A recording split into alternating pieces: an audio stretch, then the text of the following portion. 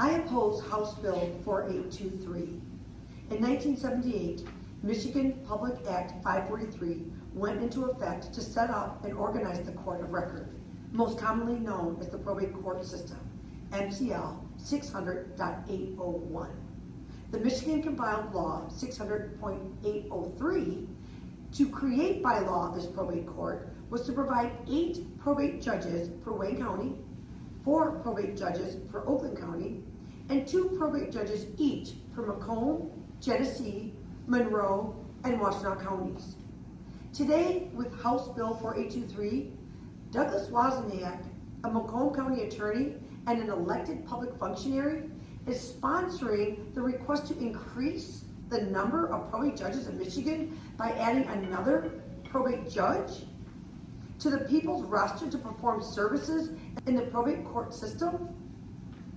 I mentioned these 6 counties with 20 probate judges, or maybe 21 if Attorney Wozniak is granted his relief and remedy to enlarge the probate court system through this House Bill 4823, because I am being an advocate for probate court reform ever since January of 2018. I filed my first complaint with the Attorney General to request relief and remedy for myself and other citizens through better oversight of these 20 long-term sitting judges. Many of these judges were first appointed by the governor, and then once elected, many of them never had an opponent on the ballot for the people to choose a different judge to serve. This role as a probate judge is a very important function under our constitutional republic form of government here in Michigan. Many of these probate judges are household names for Michigan families because the probate process have put public functionaries into a position of authority without any clear oversight. Some of these judges are enabling the process of abuse and financial exploitation to happen to our Michigan friends, neighbors, and families. When the Assistant Attorney General Scott Teeter spoke about the probate abuse this month in multiple legislative committees, his executive department of the Attorney General was not able to obtain any data or statistics for the number of families that are in guardianship and in conservatorship program that's been created by the probate court system.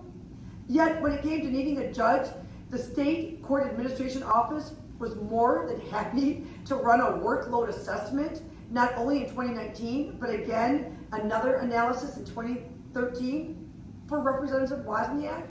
Over the last 6 months, Assistant Attorney General Scott Teeter has been exposing the horrors of probate court with his statements that it's a superhighway without any exit ramps.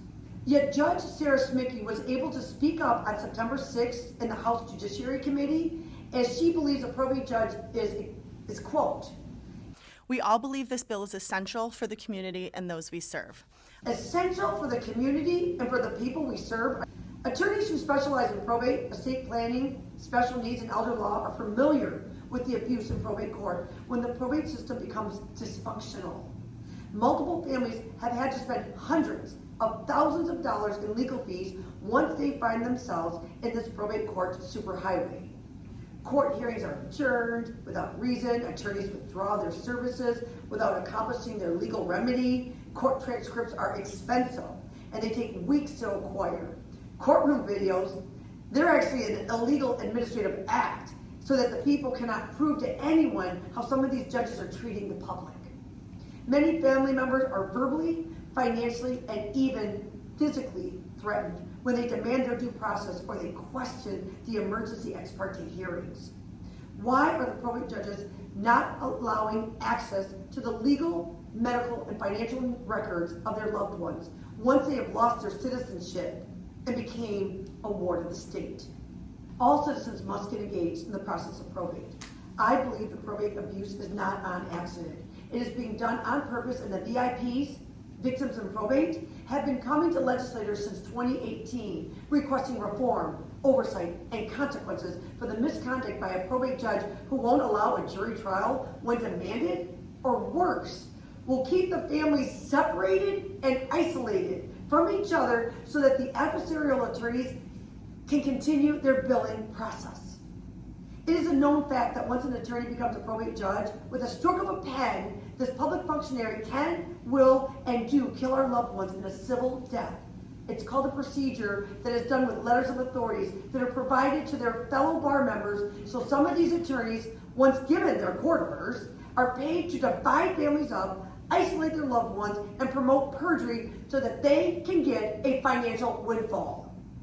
In August of 2023, an attorney in Macomb County was given a $43,000 paycheck for his legal fees after he failed to permit a jury trial for a person who lived in Clinton Township for 10 years after his loved one had an emergency ex parte hearing without his knowledge. The attorney who was court ordered to serve was given legal fees that included the eviction process, the rekeying and hiring of a crew to place the belongings of the ward into a dumpster so that the house could be sold within 9 months of the attorney's letters of authority. This was done without the consent of the ward, who clearly was stating she wanted to go back to her home. Complaints and requests for an audit on this probate case has gone on deaf ears. Yet Representative Wozniak can get an assessment to tell the legislators that they need another probate judge in Macomb County. In Wayne County, an attorney was able to withdraw his legal services from his client and earn his retainer fee of $26,000 without first finalizing the situation he was retained for. The probate judge in this file permitted his release of service by this elder law probate CPA attorney, as the guardian ad litem attorney on the same case is requesting $40,000 from the trust account from this elderly woman to be used to pay for her new living arrangements as she was stripped away from her home where she has her own apartment in her daughter's house. This is another probate case that has requested a jury trial and an audit of their file. Yet, more deaf ears. In Oakland County, my family was on the superhighway because a law firm that was able to commit puffery, we call it, by stating my family was disgruntled, which triggered lawyers to be court appointed starting in 2012. Now in 2023, our family, who has tried multiple times to get off the superhighway of probate, has attorney fees assessed to our estate of over $380,000 after we have paid over $200,000 in legal fees to win a jury trial in August of 2019 that never took place. Isn't the purpose of courts to prevent injustices?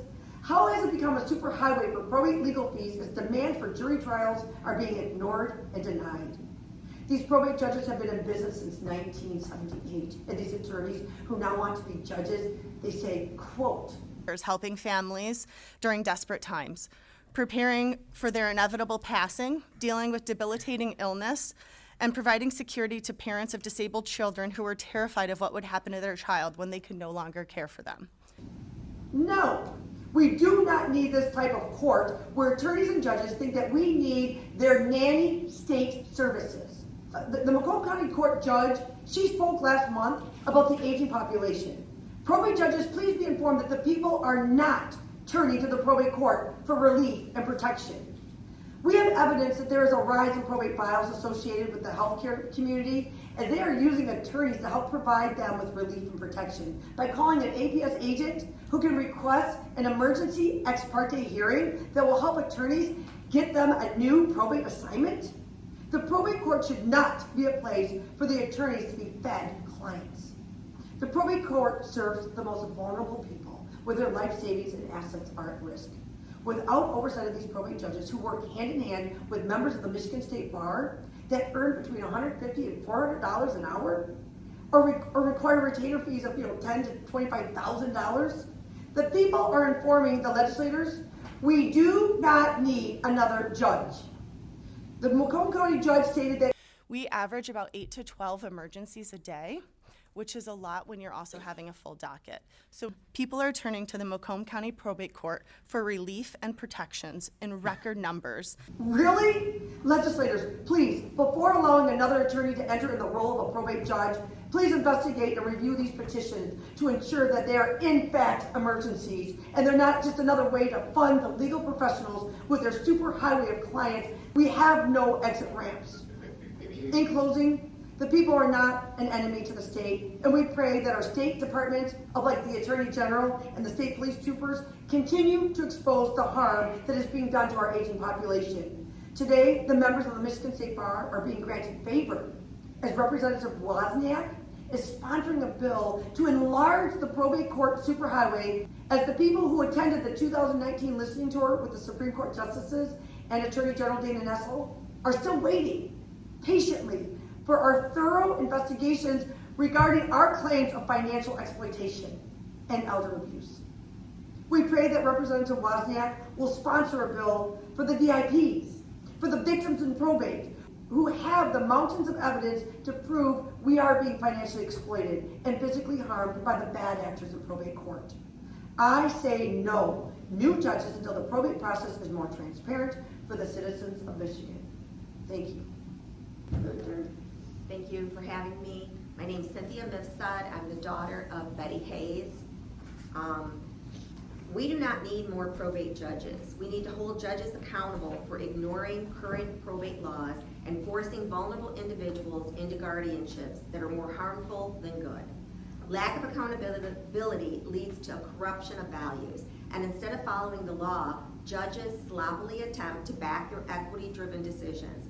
Judges should be held accountable for their errors, ignorance, and malpractice. They are meant to serve the public after all.